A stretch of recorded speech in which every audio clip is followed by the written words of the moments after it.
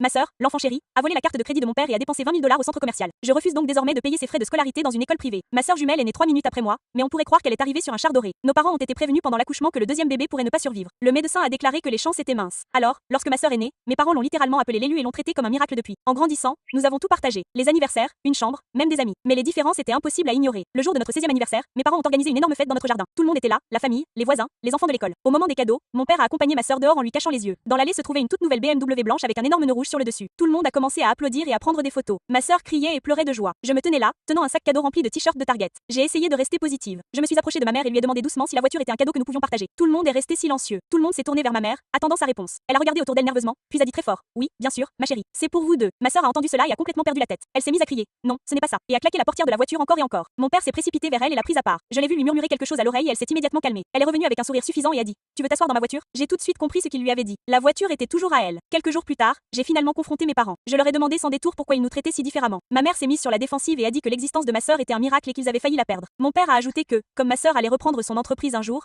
elle devait s'habituer à ce style de vie. Ils pensaient sincèrement qu'elle était leur sésame pour l'avenir. Mais voilà le truc. Ma sœur échouait presque à tous les cours. Notre école envoyait constamment des lettres à la maison concernant ses notes. Mais mes parents ne vérifiaient jamais. Ils croyaient tout ce qu'elle leur disait. Pendant ce temps, j'avais des as parce que je me sentais coupable qu'ils dépensent 60 000 $ par an pour une école privée pour nous deux. J'étudiais tous les soirs pendant que ma sœur sortait avec ses amis riches. Le mois dernier, tout a explosé. Mes parents ont annoncé qu'ils quittaient la ville pendant une semaine pour une conférence d'affaires. Ils nous ont laissé 150 $ pour la nourriture et les urgences. C'était tout. Le lendemain de leur départ, ma sœur est rentrée furieuse. Apparemment, une de ses amies avait montré sa collection de montres de créateur au déjeuner. Et ma sœur ne supportait pas que quelqu'un ait quelque chose qu'elle n'avait pas. Elle a passé les 2 jours suivants à demander à tous ses amis des informations sur les montres et à faire des recherches sur les marques en ligne. Puis elle est entrée dans ma chambre et m'a dit: "Je sais où papa garde ses cartes de crédit. Est-ce que je devrais lui en emprunter une?" Je l'ai regardée comme si elle était folle. "Tu es sérieuse?" "Non, absolument pas. Si tu veux quelque chose d'aussi cher, appelle papa et demande-lui." Elle a levé les yeux au ciel. Quel est le pire qui puisse arriver? Je dirais juste que c'était une urgence. J'ai secoué la tête. Fais ce que tu veux, mais ne me mêle pas de ça. Je ne te couvre pas cette fois. Elle a quitté ma chambre et 10 minutes plus tard, je l'ai entendu crier en bas. J'ai compris. Mon estomac s'est noué. Je savais qu'elle l'avait vraiment fait. Le lendemain, elle est allée au centre commercial avec ses amis et est rentrée avec une Rolex à 20 000 $. Elle l'a montrée sur Instagram, en publiant des photos, comme si elle l'avait gagnée elle-même. Quand mes parents sont rentrés à la maison 3 jours plus tard, mon père était en train de parcourir ses relevés de carte de crédit et a vu le débit. Il est entré en trombe dans le salon, et je n'oublierai jamais son expression. Il nous a appelés tous les deux en bas. Ma mère était là, les bras croisés, l'air plus en colère que je ne l'avais jamais vu. Lequel d'entre vous a dépensé 20 000 $ avec ma carte? Mon père a crié. Ma sœur est restée là, silencieuse, les yeux rivés au sol. Mon père s'est tourné vers moi. Pourquoi ne l'as-tu pas arrêté? C'est toi la responsable. Tu aurais dû la surveiller. Je n'arrivais pas à croire ce que j'entendais. Je lui ai dit de ne pas le faire. Je l'ai prévenu de t'appeler en premier. Ma mère est intervenue. Eh bien, il est clair que tu n'as pas fait assez d'efforts. Puis mon père a prononcé les mots qui m'ont fait craquer. Puisque tu es la responsable et que c'est en partie de ta faute si tu ne l'as pas arrêté, tu vas utiliser ton argent pour rembourser cette somme. Nous devons garder cette famille unie. Je l'ai juste regardé fixement. Puis j'ai commencé à rire. Pas un rire joyeux. Le genre de rire que l'on a quand quelque chose est tellement ridicule qu'on n'arrive pas à croire que c'est réel. Non, j'ai dit que je ne rembourserai rien. Le visage de mon père est devenu rouge. Excusez-moi, j'ai été acceptée dans 3 universités le mois dernier. Toutes m'ont offert des bourses d'études complètes. Je n'ai jamais eu besoin de ton argent de toute façon. La chambre était complètement vide. Silencieux. Ma mère a chuchoté. Tu as postulé à l'université? Ouais, tu n'as jamais demandé. Je suis montée à l'étage, j'ai fait mon sac et j'ai appelé ma tante. Elle est venue me chercher ce soir-là, et je vis avec elle depuis. Mes parents m'ont appelé 67 fois.